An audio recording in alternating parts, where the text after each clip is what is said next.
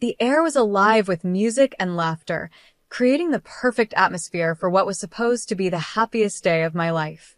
My name is Rachel, and as I stood there in my beautiful white gown, I felt like a princess. Everything was magical, or so I thought. That feeling of joy was suddenly shattered in an instant. Rachel, dear, could you come here for a moment? My mother-in-law's voice pierced through the merriment. It was sharp, almost commanding. I smiled at my friends and excused myself, noticing how stiff my mother-in-law stood as I approached. Her smile didn't reach her eyes, and the tension in her posture was clear. "What is it, Mrs. Paul?" I asked, trying my best to keep my voice calm and friendly. "It's about the way you look at me, Rachel," she said, her tone cold and full of accusation. "I know what contempt looks like, and you have it written all over your face. I am your husband's mother, and I deserve respect, not this disdain." Her words took me by surprise. My mind raced, trying to make sense of what she was saying. "Mrs. Paul, I think you've misunderstood. I have nothing but respect for you," I replied, feeling a wave of confusion wash over me. "Respect? Huh," she scoffed, her eyes narrowing. "I see the way you roll your eyes at me, the sighs when I speak. You think I don't notice? You've even turned my son against me." Her voice was getting louder, and I could feel the eyes of nearby guests starting to turn toward us. I struggled to keep my composure. Before I could respond, Kyle, my husband, appeared by our side, his brow furrowed with concern. "Mom, what's going on here?" he asked, looking between the two of us. "Your wife, Kyle. She has been nothing but disrespectful to me," Mrs. Paul said, her voice trembling with emotion. "She's been looking down on me, and today, of all days, she's been the worst." Tears welled up in her eyes as she clutched Kyle's arm. "Rachel, is this true?" Kyle asked, his face filled with a mix of disbelief and confusion. His gaze searched mine, waiting for an answer. "No, it's not true," I replied, my voice firm but calm. "I've done nothing to disrespect her." "She's lying, Kyle," Mrs. Paul cried, her grip on his arm tightening. "I'm your mother. Would I lie to you?" Tears now streamed down her face, adding to the drama unfolding in front of everyone. For a moment, the world seemed to slow down as Kyle's face changed from concern to anger. Without warning, his hand came up, and in one swift motion, he slapped me across the face. The sound echoed in the now silent room, and I stood frozen, my hand instinctively rising to my stinging cheek. The guests around us gasped in shock, but no one moved. I felt a mix of emotions: hurt, betrayal, anger, all swirling inside me. I wasn't sure what to say, or even how to react. "How could you?" I whispered, though I wasn't directing the question to anyone in particular. I wasn't just asking Kyle or his mother, but the entire universe, as if searching for an explanation for this nightmare I had walked into. Kyle, realizing what he had done, stammered, "Rachel, I didn't mean it. I was just..." But I didn't let him finish.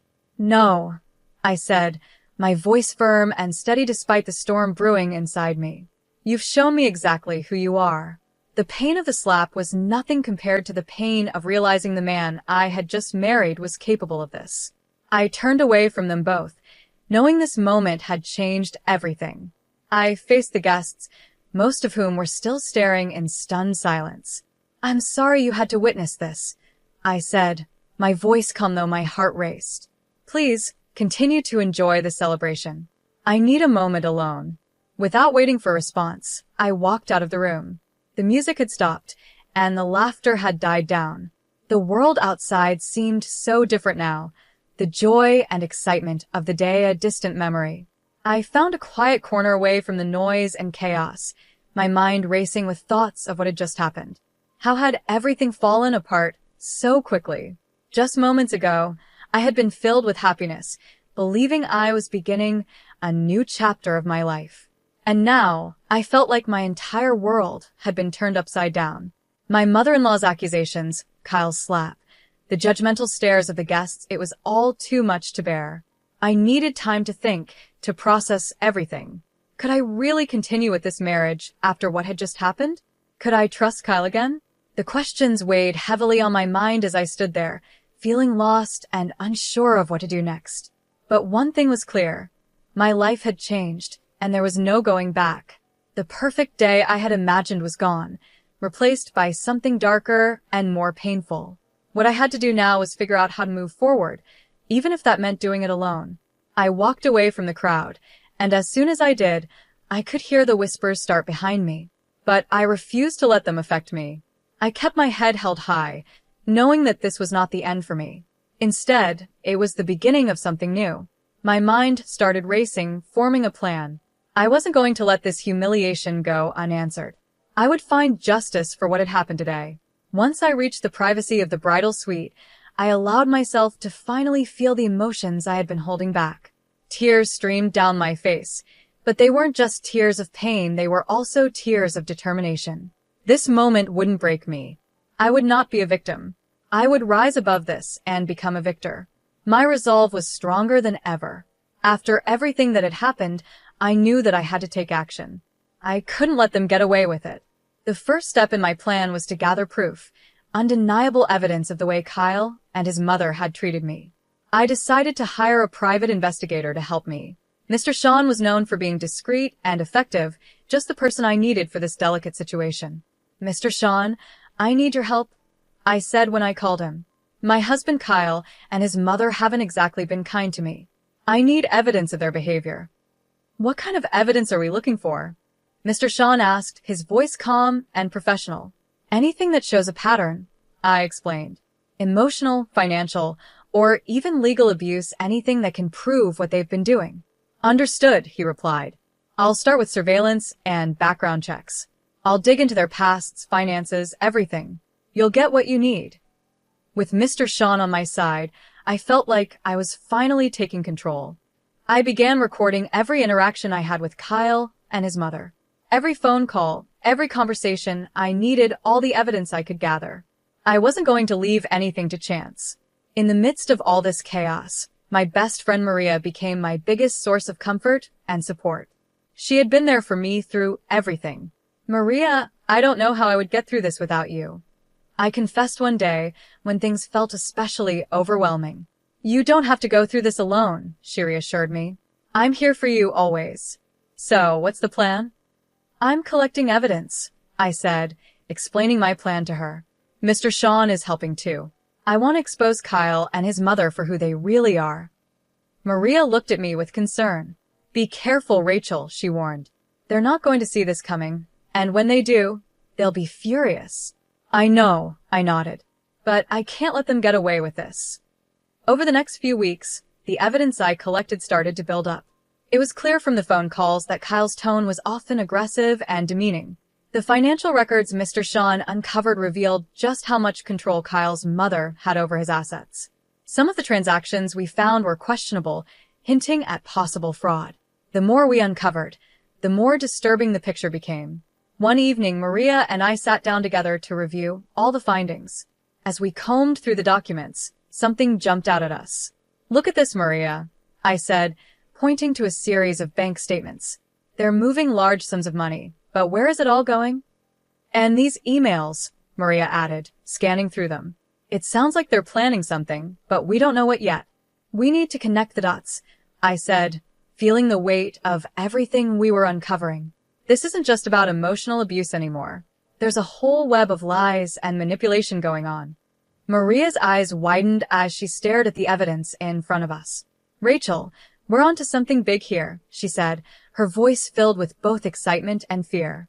The more I delved into the evidence, the clearer it became that Kyle and his mother were involved in more than just toxic behavior. This went beyond their mistreatment of me. They were hiding something much bigger, something possibly illegal. I could feel the truth slowly unraveling, and I was determined to see this through to the end. As the days passed, I became more focused on my goal. I wasn't just collecting evidence for myself anymore. I was uncovering a story of deceit and manipulation that needed to be exposed. Kyle and his mother had spent years weaving this web of lies, but now I had the power to tear it all apart. There was still much to be done, but I was no longer the helpless bride they had tried to humiliate. I was stronger than they had ever realized, and soon the truth would come to light. This wasn't just about getting justice for myself, it was about making sure they faced the consequences of their actions. I wasn't sure how things would end, but one thing was clear. I was ready to fight, and I wasn't going to back down. The whispers of that day were nothing compared to the roar of truth that was about to come crashing down on them. I would no longer be a victim of their games. I would be the one in control. I started to piece it all together. Looking over the documents again, I realized something shocking. I think they're embezzling funds from Kyle's company, I said to Maria, my voice barely above a whisper. These documents, they're incriminating. Maria looked at me, her face serious.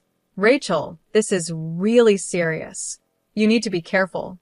They won't take kindly to being exposed. I know, I said, feeling a mix of fear and determination. But I can't back down, not now. There's too much at stake. The evidence wasn't just about how cruel they had been to me. It was more than that, it pointed to serious criminal activity. I had everything I needed to make a move, and it was time to come up with a plan to bring them to justice. It was also time to take back control of my life. Maria, I said, feeling the weight of my decision. I'm going to expose them publicly. Maria hesitated for a moment, knowing the risk involved. Rachel, that's risky. You're playing with fire. But if anyone can do it, it's you. With Maria by my side and the evidence in my hands, I felt stronger than I had in a long time. I wasn't just fighting for myself anymore. This was about justice, about making sure Kyle and his mother faced the consequences of what they had done. It was time to show the world who they truly were. The next step was clear. I had to bring everything out into the open. I decided to organize an event, pretending it was for a big announcement. I invited friends, family, and even a few media contacts, people who would help get the story out. The venue was lavish, with an atmosphere full of excitement and curiosity. Everyone was eager to hear the news. As I stood at the front of the room, I took a deep breath. The time had come. Thank you all for coming, I began, keeping my voice steady and my expression calm. Kyle and his mother, Mrs. Paul, stood beside me, smiling. They had no idea what was about to happen. Rachel, darling, we're so proud of you, Kyle said, his voice sweet but insincere. Whatever the announcement is, we support you. His words felt like poison, but I stayed composed. I've gathered you all here to share some important truths, I said, pausing to gauge the room's reaction. Truths about my marriage and about the Paul family. Mrs. Paul's smile faltered. Truths? She repeated, her voice shaky with a mix of confusion and fear. Rachel, what are you talking about? I'm talking about the abuse, the lies, and the illegal activities that have been going on behind the scenes, I said, my voice growing stronger with each word. The room went silent. The tension was thick, and all eyes were on me. Rachel, have you lost your mind? Kyle's face turned red, his anger barely under control. Quite the opposite, Kyle, I said calmly. I've never been more sane, and I've never been more sure of what I need to do. I gestured to the screen behind me. Exhibit A, I announced as a video started playing. It was a recording of one of our many heated, abusive conversations. The crowd gasped as they heard Kyle's voice, full of anger and cruelty. The murmurs grew louder, and I saw Mrs. Paul's face go pale. Her hands started to tremble. This is just the beginning, I said, holding up a folder filled with documents. These papers show financial irregularities, embezzlement, fraud. It's all here. You can't do this, Rachel, Kyle shouted, his voice a mix of pleading and threat. You're ruining everything. I looked him straight in the eye. I'm not ruining anything, Kyle. I'm exposing the truth. A truth that everyone deserves to see. The media personnel who had been invited started clicking their cameras, capturing every moment of this dramatic revelation. There was no turning back now. This was it. Rachel, please. Mrs. Paul's voice was barely a whisper, her confidence shattered. Let's talk about this privately.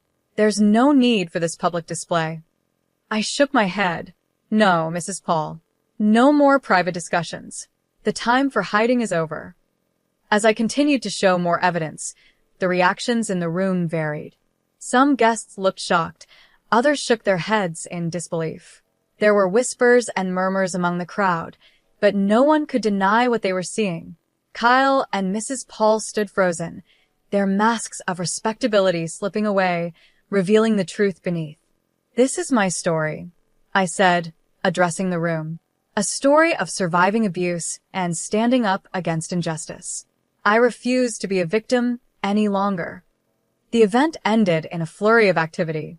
Reporters swarmed around me, asking questions, while many guests approached to offer words of support and admiration. I had done it. I had exposed the truth, standing strong and maintaining my composure through it all.